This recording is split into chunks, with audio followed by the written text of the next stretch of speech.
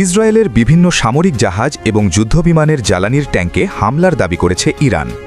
বৃহস্পতিবার ভূমধ্যসাগরের জাহাজ এবং ইসরায়েলের হাইফা বন্দরে ওই তেলের ট্যাঙ্কে হামলা চালানো হয় বলে জানিয়েছে আইআরজিসির মুখপাত্র।